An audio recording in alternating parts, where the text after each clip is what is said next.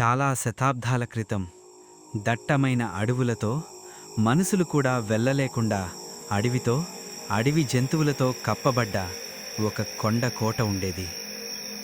అక్కడి రాజు అపారమైన బంగారం, వజ్రాలు, సంపద కూడబెట్టాడు. కానీ ఆ రాజుకొక భయం ఉండేది.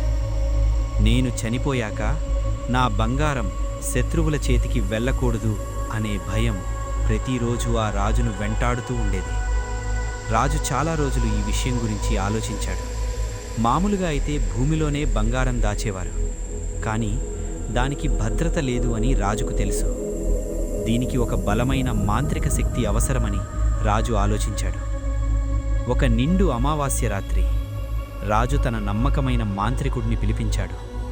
మాంత్రికుడికి విషయమంతా అర్థమయ్యేలా వివరించాడు. మాంత్రికుడు రాజుగారికి ఏ విధంగా బంధనం వేసి కట్టడి చెయ్యాలో తన మాంత్రిక శాస్త్రం తీసి పూర్తిగా వివరించాడు. బంగారం భూమిలో దాచాలి, కానీ అది సజీవంగా ఉండేలా కాపలా పెట్టాలి. రాజు ఆశ్చర్యపోయాడు. సజీవంగా కాపలా అంటే అని అడిగాడు. మాంత్రికుడు చిన్నగా నవ్వాడు. శాపగ్రస్త స్వరంగం అని పెద్దగా అరిచాడు. కోట కింద లోతైన స్వరంగం తవ్వించారు. అక్కడ రాతి గది నిర్మించారు. అందులో బంగారాన్ని కుండలలో నింపారు. ఆ కుండలకు మూలికలతో తయారు చేసిన రసాన్ని పూశారు. కానీ చివరి పని ఇంకా మిగిలింది. మాంత్రికుడు రాజుగారి వైపు ఎర్రని కళ్ళతో చూచాడు. అప్పటికే మాంత్రిక పూజలో ఉన్న మాంత్రికుడు రాజుగారికి మరింత భయంకరంగా కనిపించాడు. వారి సంపద మొత్తం ఆ గదిలోకి తరలించారు. ఇక్కడితో అయిపోయింది అని రాజు అనుకున్నాడు. కానీ అసలు నిజాన్ని అప్పుడే మాంత్రికుడు రాజుగారికి వివరించాడు. ఈ బంగారాన్ని కాపాడాలంటే మానవ ప్రాణగలి కావాలి అని కోరుతుంది శాస్త్రం అని చెప్పాడు. అది విన్న రాజుగారికి తలకాయ తెగిపడినంత పని అయింది. రాజుగారు ఈ విషయం గురించి చాలా ఆలోచించాడు. ఏది ఏమైనా సరే బంగారాన్ని కాపాడటమే ముఖ్యమనుకున్నాడు. ఒక నమ్మకమైన సైనికుడిని మత్తులోకి దించి సొరంగంలోనే బతికేలా మూసేశారు. అతని చివరి అరుపుల కేకలు రాతిలో కలిసిపోయాయి. మాంత్రికుడు మంత్రం జపించాడు.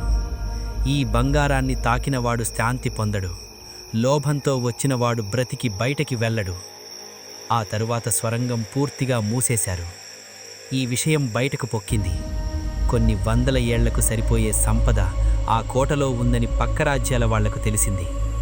పక్క రాజ్యం వాళ్ళు తమ ఎలాగైనా ఆ రాజ్యాన్ని నాశనం చేసి తమ ఆధీనంలోకి తెచ్చుకోవాలి అని పన్నాగం పన్ని ఆ రాజుని అంతమొందించారు. కోట కూలిపోయింది. రాజు మరణించాడు. కానీ స్వరంగం ఎక్కడుందో ఇప్పటికీ ఎవ్వరికీ తెలియలేదు. వారు దాన్ని కనుక్కోలేకపోయారు.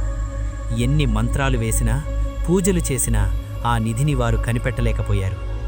దాని గురించి ఒక్కొక్కరు ఒక్కో విధంగా చెబుతుంటారు. దానికి గాలిబంధం వేశారని, అది ఒకచోట ఉండదు అని, ఇంకొంతమంది రాజుగానితోనే అది మాయమైంది అని. మిగతా కథను ఇంకో వీడియో ద్వారా తెలుసుకుందాం. ఈ స్టోరీ మీకు నచ్చినట్లయితే లైక్ చేయండి, సబ్స్క్రైబ్ చేయండి, షేర్ చేయటం మర్చిపోకండి.